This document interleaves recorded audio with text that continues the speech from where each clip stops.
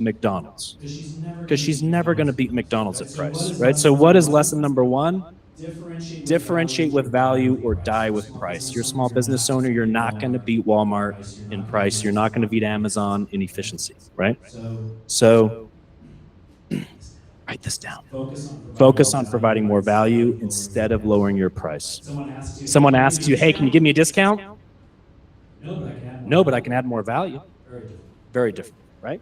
Being different is better than being better. Lean into what makes small business special. Okay. So as a result, Sally, her brand elevates. Look at the color is coming through. Amazing. And Bob is upset.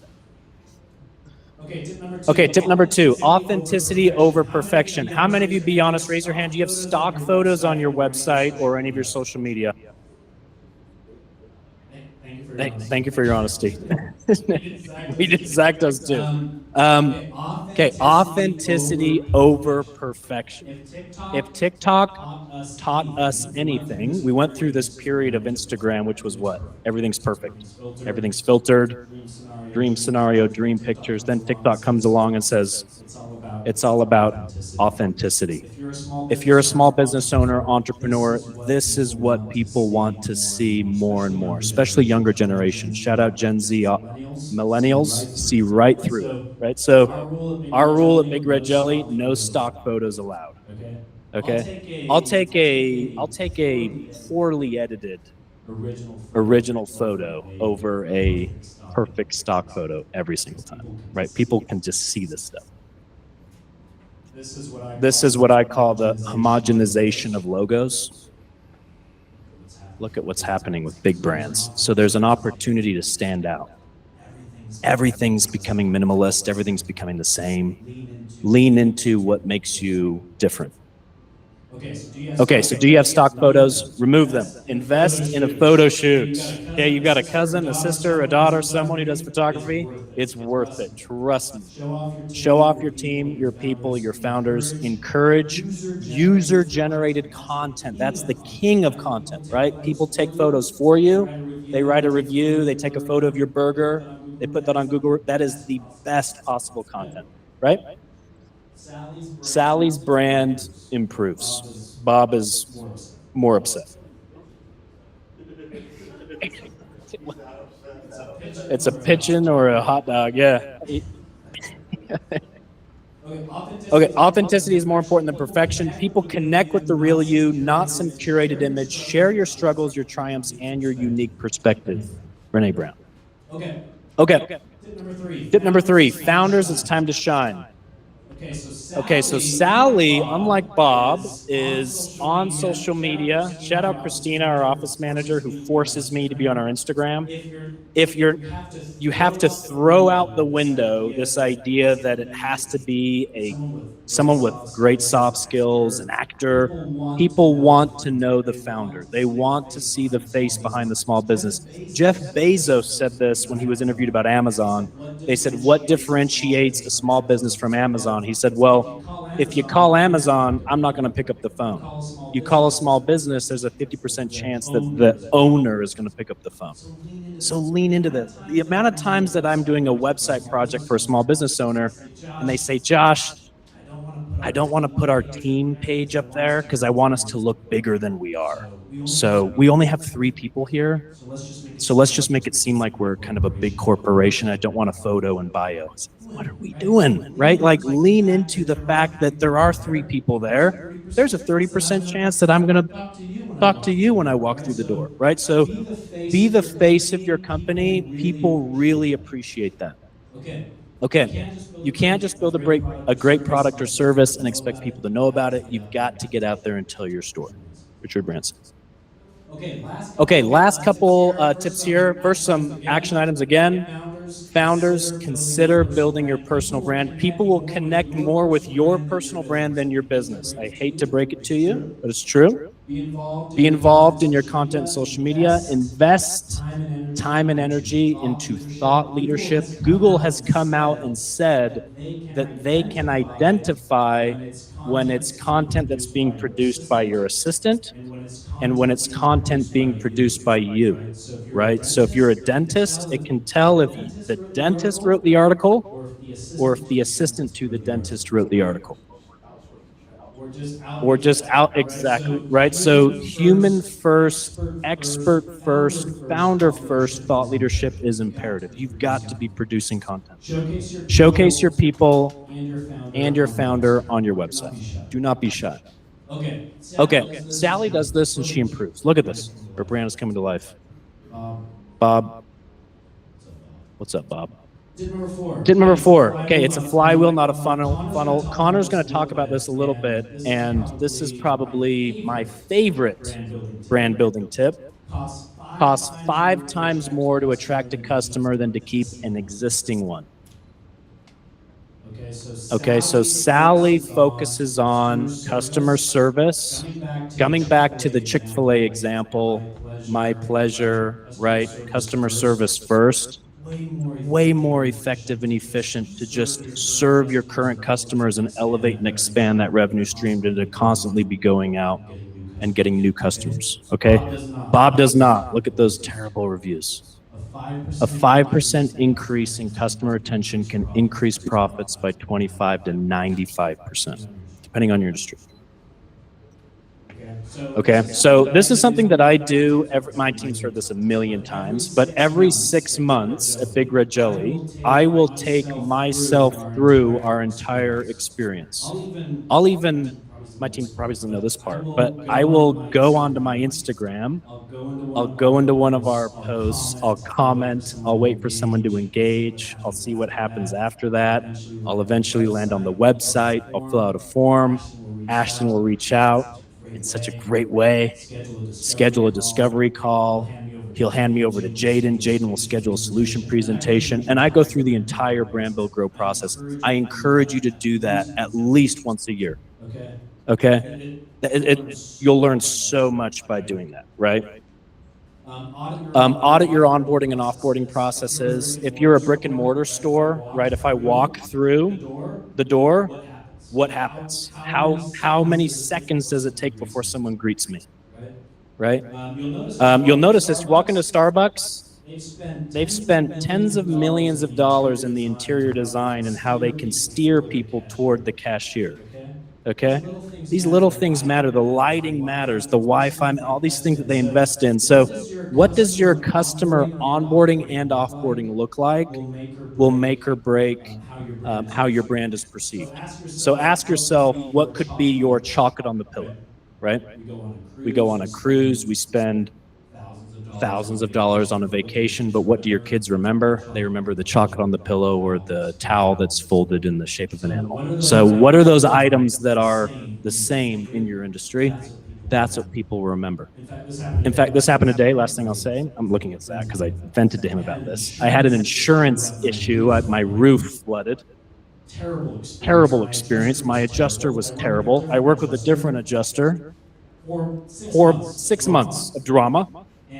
And today, the owner of that company visited me and dropped off the check in person to cover the claim and gave me a gift card to Texas Roadhouse, and we had a conversation. And what was originally a terrible experience, I said, you know what, from business owner to business owner, I've totally changed my opinion. It's all about how you end that experience. So you can influence the brand.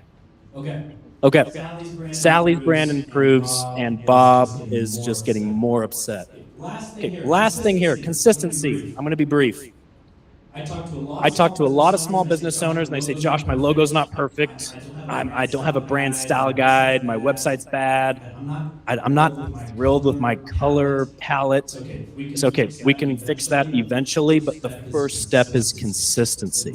It might not be perfect, but consistency is better than perfection, right? We all have a friend who flakes, and we have a friend who never flakes. Who do you trust more? Okay? This isn't. Shout out Allie. Where's Allie? Oh, shout out Allie. Round of applause. Well, I mean, look at our consistency, right? You could throw any color on here, any font, whatever you want, but the consistency is what gives you trust, what gives you confidence. Where's Joshua? He's with his baby. He's with his baby. Shout out Joshua. This is for a client right here. Shout out. Just again, we don't recognize these, but we feel the consistency, right? McDonald's does not sell the cheapest burgers. They sell consistency. You know exactly whether you're ordering a Big Mac here or in Shanghai, it's the same Big Mac. It's fried the exact amount of seconds on either side, right? Okay, the foundation of a strong brand is trust, and trust is built on consistency. So some quick action items here. Okay, so at the end of the day, you guys, Sally did these things. You can see it's a lot more than just your logo. It's a lot more than just the colors, the fonts, the feel. Everything influences your brand. Sally's, what was it called? The grill next door just thrives. But don't worry about Bob. He found us a Big Red Jelly. He fixed all his problems, right? There you go. Bob is happy. Okay, so your brand is everything, you guys. Your brand, the last thing I'll leave you with is it's the gut reaction that your customers have when they hear Zach's business, Connor's Bagels, right? Sally's Grill Next Door. What's that gut reaction? A lot influences that reaction. So now it's time to move on, you guys, to build. I'm going to hand the time over to Zach. Thank you. Okay, thank you all for coming. I don't get to sit on the couch because I'm not as good looking as those guys. I've been asked to speak about building a website. And so I wanted to focus even a little bit more on, you could build a website, you could design a website, we could talk about site maps and page structures and all of that fun stuff. But instead, I want to focus on making a website that works for you. Now, it's not just in the sense of, yeah, that works. That works for me. It's more of a website that does work for you. A website that converts leads, a website that generates revenue, a website that impacts your bottom line. So, do you ever business owners out there? I can't see. People who have employees out there? Okay, awesome. Do you ever wish you had an employee who never slept, never took a break, never went on vacation, and had all the answers to your customer questions? Loaded question. You do. It's your website, right? You can create the perfect website that will do work for you. And so we're going to kind of bounce back and forth between what it should be and what it should not be. I'll stand over here so you guys can see what I'm talking about. We'll start with it should be targeted, but it should not be for everybody. Ooh, that's one. Second point would be it should be converting, but it should not be a replacement for your marketing. And then final one, it should be automated, but it should not be passive. That's probably the hardest one when we see a lot of business owners. That's a pitfall we see them fall into all the time. So the first one, your website should be targeted, but not for everybody. We had somebody, Mark Beeching, he's kind of a consultant who works with us pretty frequently. He came to us and said he despises buyer personas because they exactly define nobody.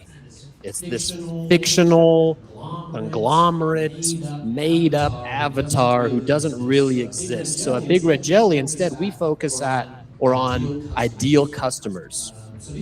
So these are people who actually exist. These are people who walk through your doors if you have a brick and mortar store. These are people who are actually making orders. And we see this all the time at Big Red Jelly. We'll shout them out in our Slack channel, our internal messaging, and say, man, this client is awesome. And we send a message to Ash and say, can we get more of these people? These people are awesome. Those are ideal clients or ideal customers. Those people actually exist and they actually give you money. So instead of focusing on somebody made up, we focus on ideal customers. So you should be targeting ideal customers, not buyer personas. And here's some questions to ask in order to identify those ideal customers. Everybody heard the Pareto principle, right? 80% of your revenues, 80% of your revenue comes from 20% of your products or 20% of your clients. It's generally true in most things in nature. So identify your 20%. So who are the 20% of your clients that you love working with, who generate most of your revenue, and how can we target them? Second point, what products or services are they buying? Right? What are they coming for? There's a reason why if you go to Amazon, Nike, or any online store, the best sellers are on the homepage, right? Because they know they sell best for a reason. That's kind of their 20%. Their 20%ers are buying those products, and so they're highlighting or emphasizing those products.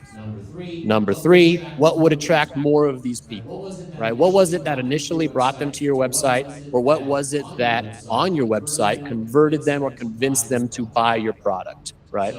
So what does that look like? I intentionally made this very kind of crazy, but that stuff influences the headers, the subheaders, the copy, the forms, the products. It influences your UVPs, especially. Are we displaying the value propositions that attract those ideal customers to your website? So as you're going through your website, put yourself in the shoes of your ideal customer and say, is this something that would attract that person? Or is this something that would convince that person to continue doing business with me or to do business with me for the first time, right? Okay, because if you try to please everybody, you'll please no one. This is Ricky Gervais. I forgot to include the thing. I actually designed my own slides, unlike some people I know. So there's, you'll see that's very evident later on in my presentation. Okay, second point. Your website should convert, but it should not replace marketing. We see this all the time.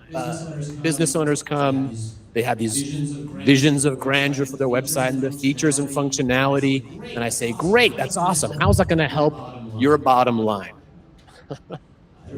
I don't know. Right? We get that all the time. Okay, everything on your website, especially the things that are apparently visible on your homepage and navigational menu, need to be with conversion in mind. And so to get a little bit deeper in that, we have to differentiate between conversion and marketing. And this is in the context of website design and website building. Okay.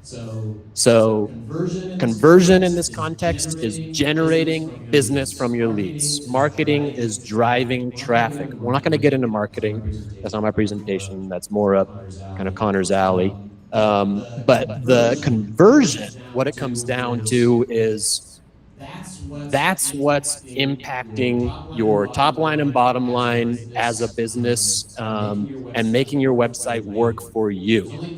There's only two reasons, if you have a website, why it's not working for you, why it's not actually putting in work for you. And it's either because you don't have traffic or you don't have a good conversion rate, right? Any e-commerce sites here? I chatted with somebody. Yep, a couple there. Okay. What's a good conversion rate for an e-commerce website? What was that?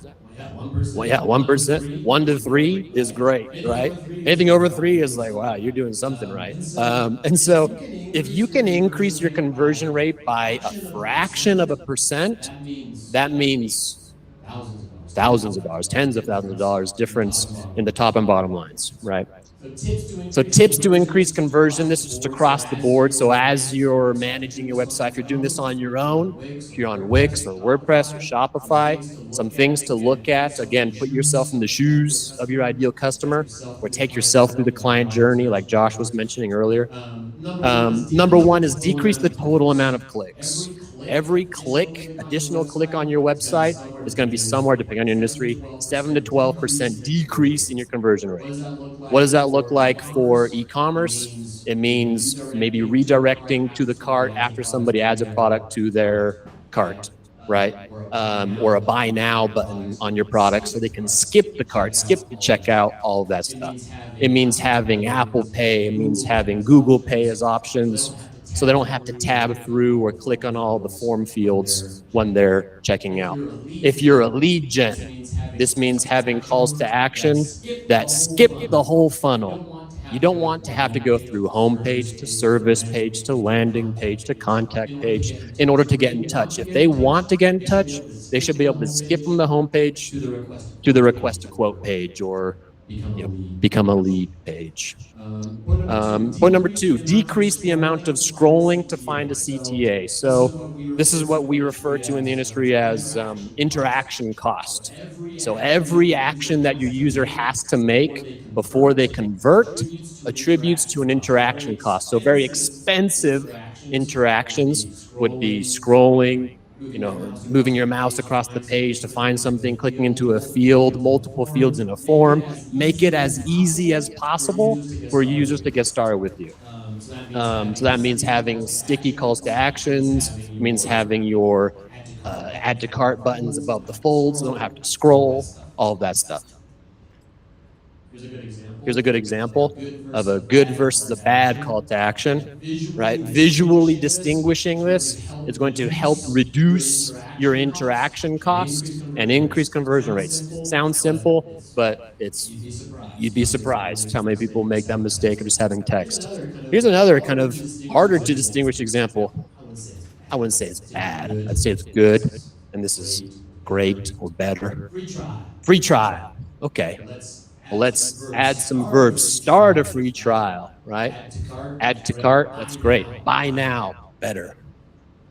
Increase site speed. This is a no-brainer. The faster your website, the better the experience. So for retail sites, 0.1 second. That's so fast. It's like, you don't even notice 0.1 seconds, but just increasing 0.1 second site speed, 8.4% increase for retail sites and 10.1 for travel sites. Now, that's not taking their conversion rate from 1 to 10%. It's 10% of what it was before, right? So, but still noticeable. Who would like to increase their top line 10%? Yeah, I would. So your website can work for you. It can do work for you. Number three, mobile optimized. Who runs analytics on their sites? Anybody run analytics? What's your percent of mobile users? Do you know? 82%. It's up there, right? Even our website, we're not even a particularly mobile industry, but our website, the majority, 60-ish%, are mobile visitors, right? Restaurant owners. So if there's any restaurant owners, restaurateurs, or aspiring restaurateurs, food truck owners, 90% of restaurant websites are not mobile compatible, but 90% of mobile or of restaurant site visits or searches are on mobile devices, right? When do you search a restaurant? When you're in the car looking for something to eat, right? Lunchtime, road trips. So mobile optimize. Anybody seen this before? It's a little thing. But if you're on Wix or if you're building your own website, this is huge. These are the OWL regions. This is where we put our live chat. You don't want a menu button up there. Put your logo up there, right? Put your menu over here. Put your menu down here. Put all your calls to action in the middle of the page, not left aligned or right aligned where they might get into those OWL regions or those stretch regions, right? This is for right-handed people. Sorry, all you lefties. Story of your life, probably. Number five and last one, provide multiple ways to convert. Who loves calling businesses? I despise it. I hate that. I do not want them to have my phone number. I prefer form fills. Some people prefer direct mail or email. Some people prefer form fills or phone calls or live chats even. And so different people want to interact with your brand in different ways. Give them those ways to convert on your website, right? Here's a good example. You have one call to action, bad, right?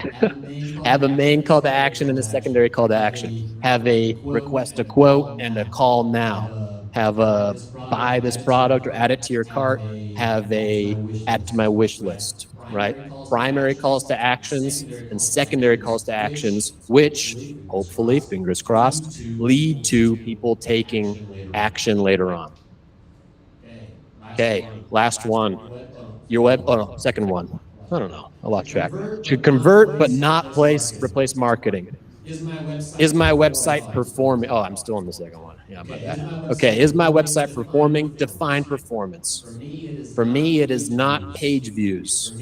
For me, it is not decreasing my bounce rate. It is not how many times somebody read my blog or even clicked on my button. It is dollar bills coming in, right? It is revenue.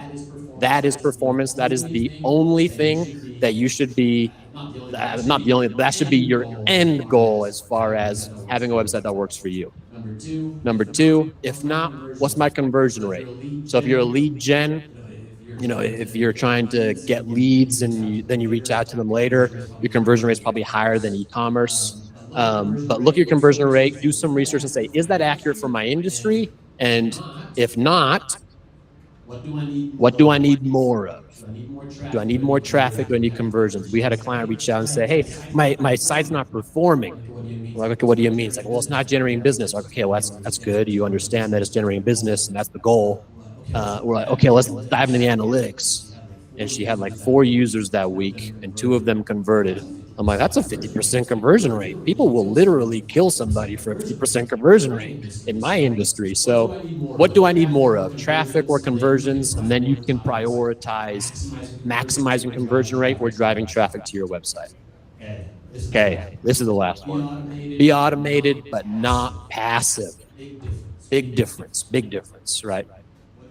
What do I mean?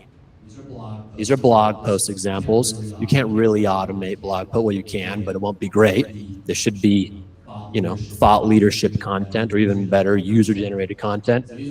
So these are 3 blog posts. We're going to play a little guessing game. Don't have to answer, just in your mind, rhetorical. New year, new you with 8 mindset changes. Is this a therapist website or is this 1-800-GOT-JUNK? Is 1-800-GOT-JUNK, right? And one of the mindset changes is decluttering and throwing away your stuff and hiring 1-800-GOT-JUNK to help you do it. Take a trip, Paris edition. Is this, Delta, United, some travel rewards club? No, it's Barnes & Noble, right? And the last one, 3 ways recycling your mattress makes a difference. Is that waste management? Is that Greenpeace? No, it's RC Willey. So when I talk to business owners and they say, my industry is so boring, I'm just a financial advisor. No, not at all.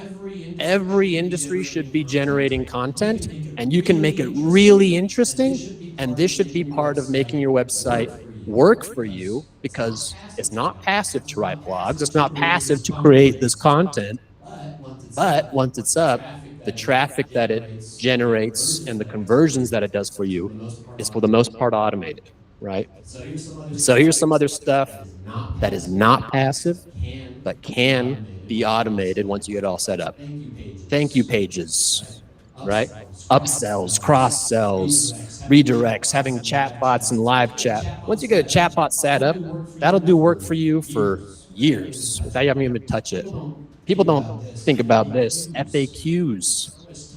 How much time every day do you spend answering the same silly questions over and over and over and over and over again? Do you guys do window cleaning? No, I'm a financial advisor. Okay, put that in the FAQs. This can be a sort of automation for you and your business, and it can help generate business for you. Review requests. This is a big one, right? When somebody orders a product from you online, or when you finish doing a service at their house, replacing their roof, do they get an email saying, thank you for your business, we'd love a review, right? That kind of stuff. The reviews is automating your business to do work for you. Okay, so last ones. Your website should be automated, not passive. What do my customers value? What information do they value? Second, what value can I provide on my website for free, right? HubSpot's a great example of this. They provide so much free value. Like, how are you guys making money? They make money because they position themselves as an expert, and then people want to join that club, right? So what value can I provide on my website for free? And then is this something I can automate or process out? Can I give this, can I process this out where I record as a business owner an hour of me just talking to myself, give that to an editor and they can edit that and post that weekly? Can I process this out where I can write a blog post, repurpose that for LinkedIn, repurpose that for, everything else, and let my SEO go to work and have my website do work for me. So that's the summary. Your website can actually do work for you. It is more than just a digital business card. So it should be targeted, but it should not be for everybody. If you're trying to make for everybody, you're missing the point. We had a client the other day. Oh, well, not all of my clients like that product. Great. It's not supposed to be for all your clients. It's supposed to be for your best clients. Your website should be converting. It should not replace marketing. You still have to market. You still have to drive traffic to your website in order for it to perform. And then finally, it should be automated. It should not be passive. You still have to put in work. You still have to make updates. You still have to generate content. You still have to write blog posts. All of this is very important that your website stays up to date so that you can have a business or a website that works for you. Thank you. This is my LinkedIn. Go add me. Any questions before we move on? No, pretty awesome. If you have questions, specific website platforms you're working on, I'll be hanging around here after. We could chat. More than happy to, and we'll go from there. But next up is Connor. Oh, Josh.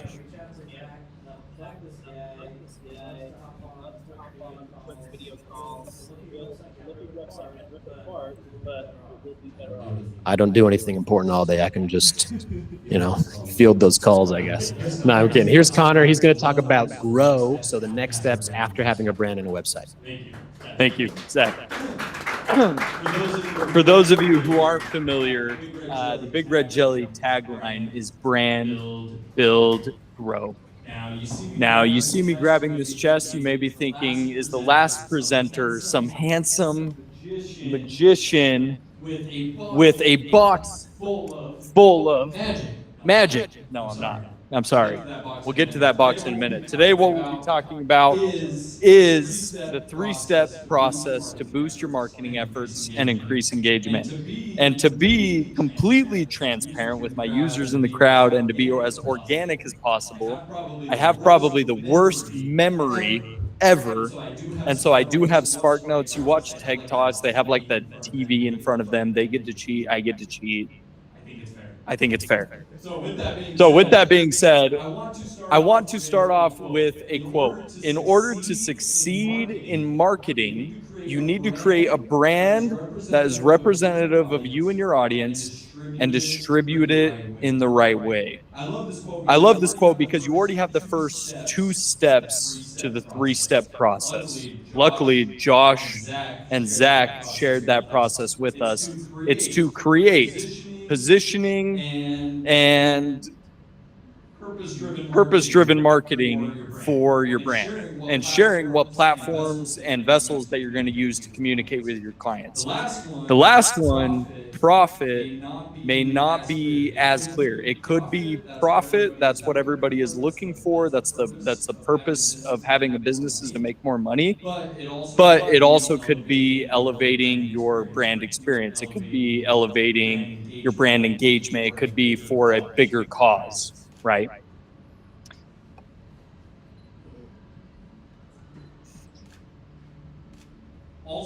Also known as the flywheel. Now, we emphasize the flywheel pretty heavily here at Big Red Jelly.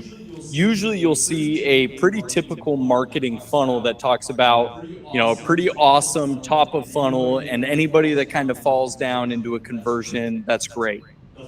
The flywheel represents turning prospects into customers, customers into promoters, and promoters back into strangers, or bringing people back with them by attracting, engaging, and delighting within all of your different services. In order to engage and delight, we need to understand our users, but users are confusing. When users feel that your marketing speaks directly to them, they're more likely to interact with your advertisements, interact with your business, or learn more about your service offerings. But how do we get to know our ideal client better? That's where the Big Red Jelly Grow team shines, is making sure that we have the correct tracking in place in every interaction point from first touch to leaving a review, and so that we can track the user experience and user engagement from start to finish. It's funny, Amazon in 2009 said that in 2009, we collected more data on human beings than the whole entire world, everything in the world preceding it. So the information is out there, but how do we collect it? By ensuring the correct setup of tools from any interaction point with our clients, we are able to see not only how our users are interacting, but we're also able to see them in their most comfortable buying state, right? And so when users do get an email from you, what emotions are they feeling? And specifically, when are they seeing it, right? Does anybody remember this Old Spice guy? Yeah. Yeah. Yeah, old guy does. Yeah, old guy does. Do you remember Old Spice before this? No.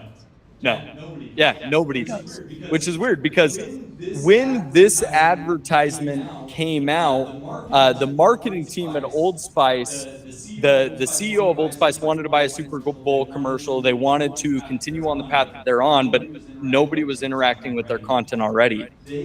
They had found that they were actually talking to the wrong person, which is almost a branding issue. Your ideal client, they didn't know who their ideal client was. And so they actually started by talking to the spouse of the ideal client, the person who was making the purchase decisions in the house when at the grocery store. In this ad specifically, I wish I had a video of it, but he says, "Look at your man, now back to me. Now look at your man, and back to me." And it's really the ideal picture of everything you wish your man could be, right? But they didn't stop there. It was only the tip of the iceberg. The CEO saw this and he's like, "Oh, this is exactly what we need. Now let's buy a Super Bowl commercial. Now let's get it, anything that we could." Super Bowl commercials are expensive. And with the marketing team, they had done some initial research on where their buyer personas were in each step of the process. And they said, no, no, no, no, that's a huge waste of money. They're like, in order to get the best return on ad spend, what we should be doing is we should be putting this at the end of the sizzle reel for, I believe it was some news station. And at the end of the sizzle reel, specifically women from 25 to 50 were interacting with those ads more than Super Bowl commercials, and that's their ideal client. So not only did they stop there, they were able to increase sales by 300% and also keep their return on ad spend super low. All by having the tracking and analytics of where their users were when they were making buying decisions and the emotions that they were feeling. Now, for everybody, we can't be Old Spice. We can't just throw an advertisement into the end of USA Today and hope for the best. But how do our users interact with us? Going back to my magical chest, this is where things get a little bit interactive. So I'm going to ask for some assistance here, Ashton, if you have a second. And what this chest is at Big Red Jelly, for our State of the Jelly is what we call it. It's every quarter we come together as a company, we meet, we talk about goals, we talk about how the quarter went. And in order to keep everybody interacted and engaged with what we were doing, we brought up this brown box. So what I'm going to do is I'm going to ask the audience, what are ways digitally and not digitally that people interact with your brand? And there are some prizes in here. There is some gift cards. There's also a lot of various things. I'm trying to stay genuine to the Big Red Jelly brand. To be honest with you, there's some weird things in here. So by raise of hand, could we start by how are ways that people interact with our brand? Online, brown box.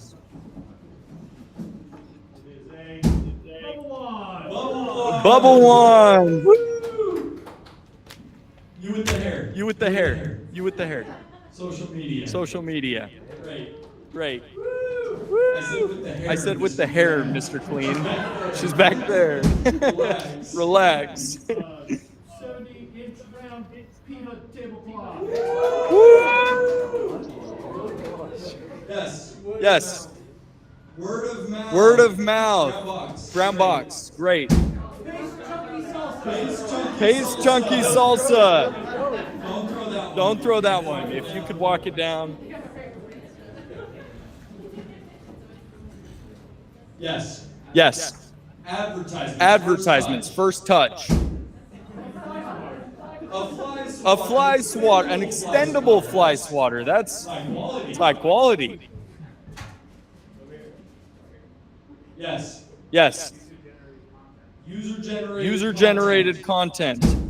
Brown box. Brown box. Whoa. Whoa. Yes. Yes. First him, and then we'll come back to you. Keep it down, Mr. Keep it down, Mr. Clean. Beck. Beck. What's that? What's that? Logo. Logo. Seeing your brand. Brand awareness. Brown box. Tropical freeze pops. Those are valuable this month. They are valuable this month. Now you? Reviews. Reviews. Validity within it, within your brand or business. Whoa. Anybody else? Yes, Haley. Email marketing. Email marketing. More direct More direct communication. A A grill scraper. Perfect for the 4th of July. I think we have a couple more. There's more out there.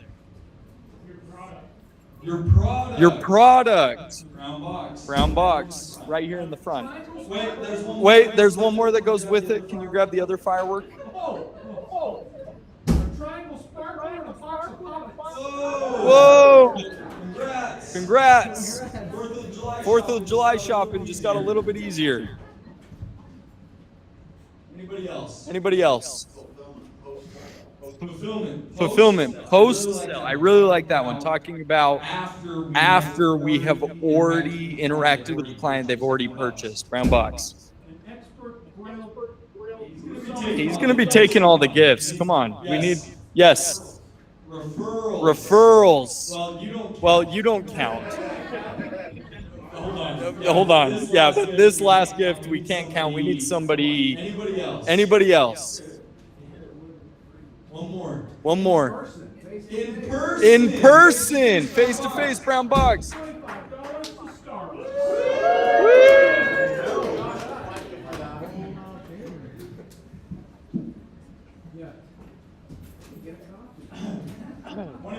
$25 to Starbucks, man.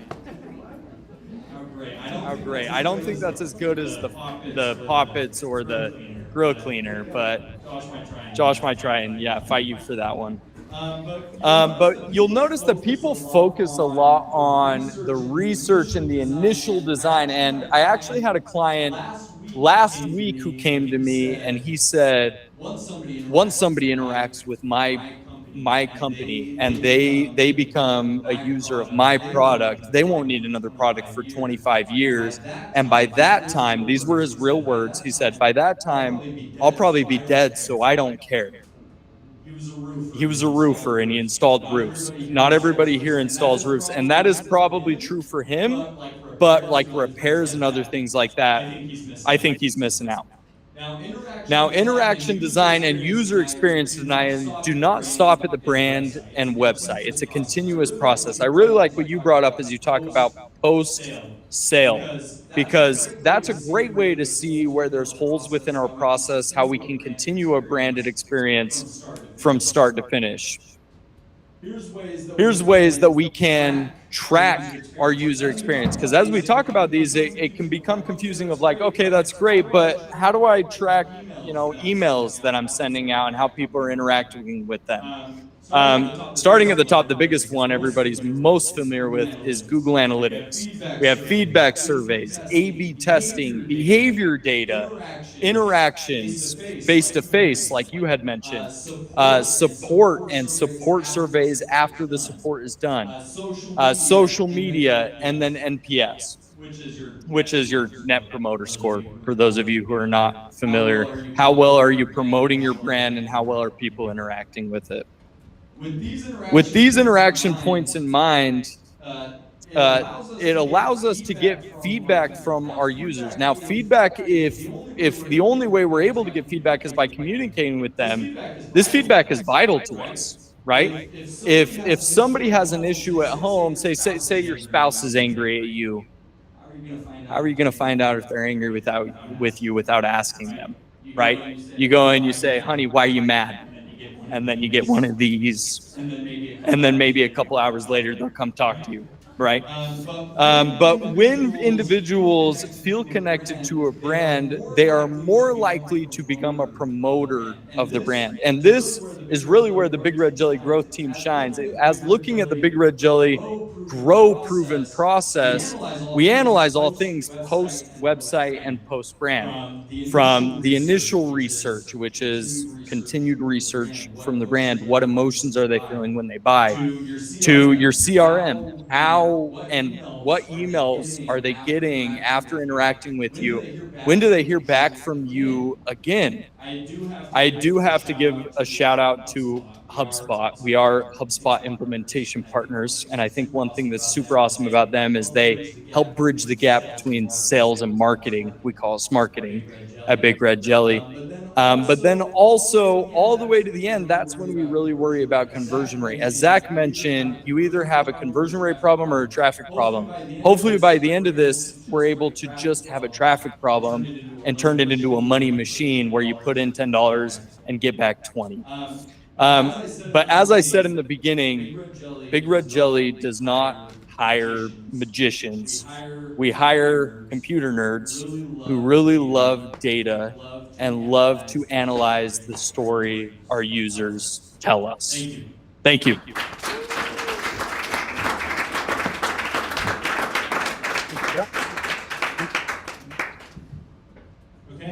Okay, Connor, thank you so much.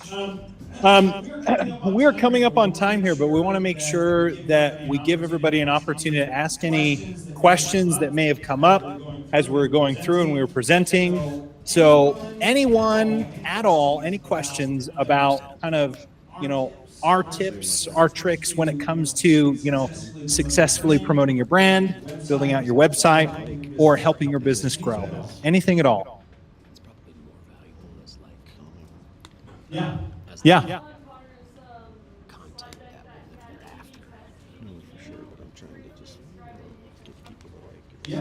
Yeah, Connor, please, let's turn it over to you. I would love to. There's some really awesome tools out here. Really what you do need is a platform in order to first initially set up A/B testing. We use what we call Microsoft Clarity, which allows us to get like user recordings, heat maps, and really what A/B testing is taking two versions of different things. That could be a call to action, that could be a whole page on your website, that could be an email.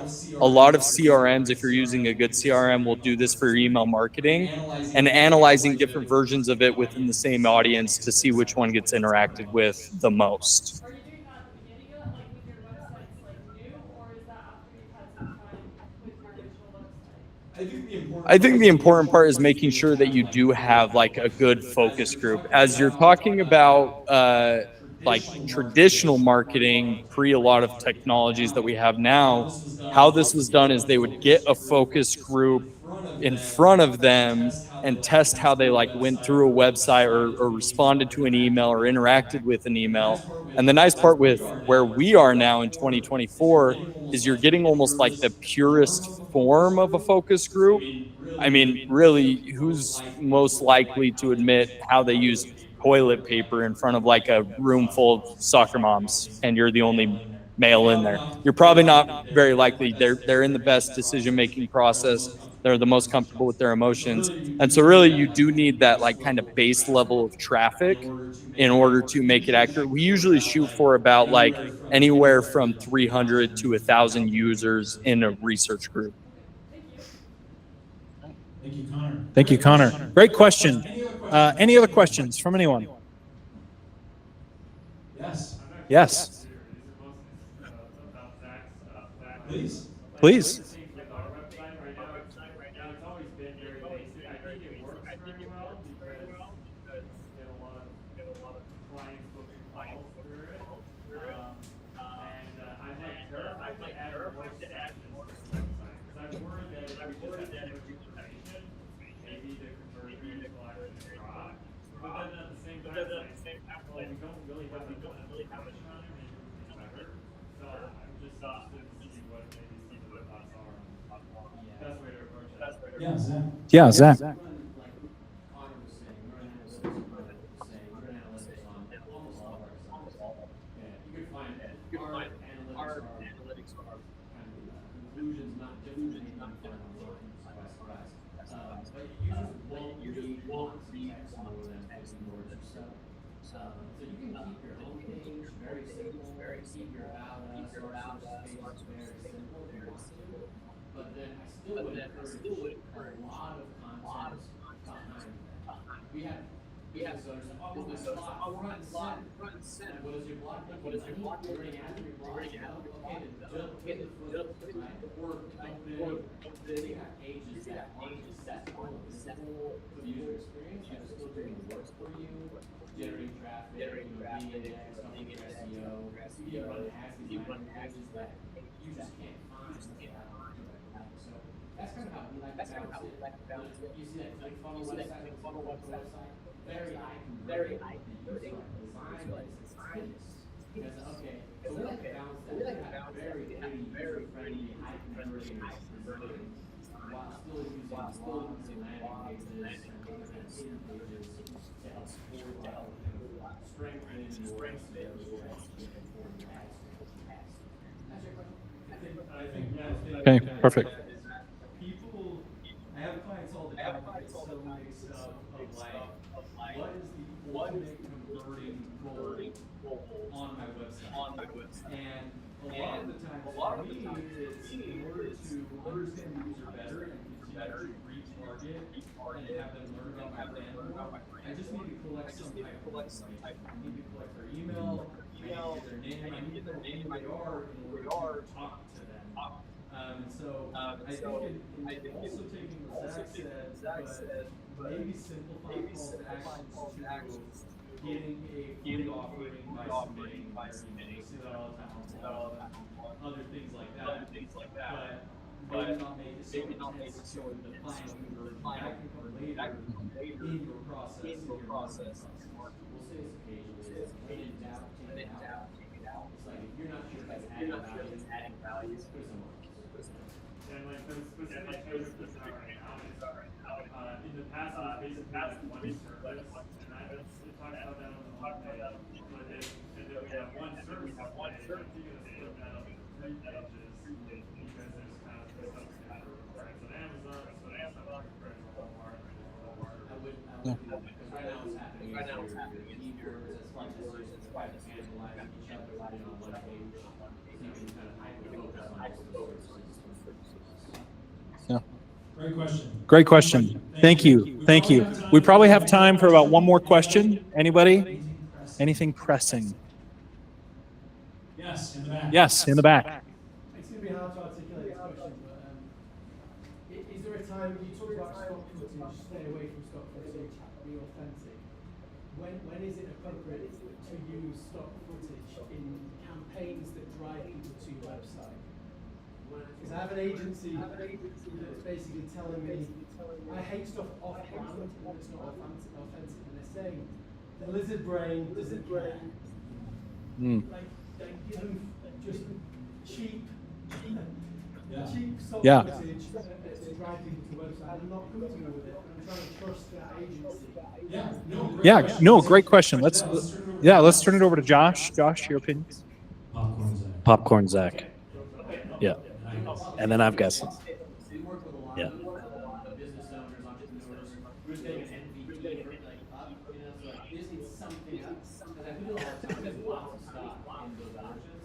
But basically our rule of thumb is as soon as you can, you want to see the real person, you want to see something authentic. So we launch sites all the time where the business owner or the business doesn't have the means or resources or budget to get original content. So that's A-okay, we can launch as an MVP, and we can replace things later. Your website should be living in that sense, where you're always replacing that content, so it's okay, but try to, as soon as you can, move away. Yeah, HubSpot did a pretty extensive experiment. They had two hero sections. Hero section is the first image you see on a website. It's usually like a big background image, right, with a couple buttons at maximum. One was a really terrible pixelated but a clearly original photo of the small business, and the other was a clear stock photo, perfectly edited. And the original photo converted at 4.5 times more than the stock photo. So it's important for us to think generationally too. How many millennials are here? How many Gen Z? Yeah, so Gen Z and Gen Alpha, which we're still figuring out. Gen Alpha comes after Gen Z. They see right through traditional advertising and sales tactics, right? That's why your grandpa will fall for the telemarketer and Gen Z won't even pick up the phone because they grew up with online ads. So I think Zach brings up a good point. Like, don't miss out on getting an MVP up there, but as soon as you can get original content, especially if coming back to the ideal customer, if your ideal customer is heavy into millennial and Gen Z, authenticity is key, right? They've shown that through TikTok. They're all about authenticity. Last thing I'll say about brands, just do not, the line between what's internal, like your core values, your purpose, your why, and what's external, like your UVPs, your, elevator pitch, is so blurred right now. That's why brands like Tom's, Cotopaxi, even these big corporations are trying to say, hey, we're good people. Some are struggling to do that. Small businesses are in a great spot to say, no, we really are. We're embedded in the community. We do good stuff. So blur that line. Gen Z, Gen Alpha are just going to gobble it up because they appreciate that. They value that, right? Does that answer your question? Awesome. Okay, that's it as far as time. I want to take an opportunity to, again, just thank all of you for coming out here to our second Small Business Success Series. Stay tuned. We will have another one that's happening this next quarter as we get close to the end of quarter 3. Please keep on the lookout for that. We'd love to have you all here again. And I want to take an opportunity here at the end to thank our partner for this event, so Kiln, these lovely facilities. Everyone, if I can get a round of applause for Kiln for letting us come here. They are phenomenal. They're a great partner of ours here at Big Red Jelly, and we really appreciate them giving us the opportunity to come here, put on these events. As a special offer to everybody that's attending this event today, so Kiln's actually willing to offer a free day for you to come and experience everything that they have here. So if that's something that would interest you, please, you can visit with Jaden in the back. Jaden, please raise your hand so everyone can see Jaden. If you go visit with Jaden, he can point you in the right direction of who you need to visit with to take advantage of that free day to experience what Kiln is all about, what it is that they have to offer you. And also with that, if I could get a round of applause for our other sponsor, Costco Pizza. No, I'm just kidding. But if everybody, on that note, again, we don't want to take any pizza or cookies back to our office. So if you want to grab some on the way out, please do so. But with all that being said, everyone, thank you again for coming. Great having you here. We really appreciate it.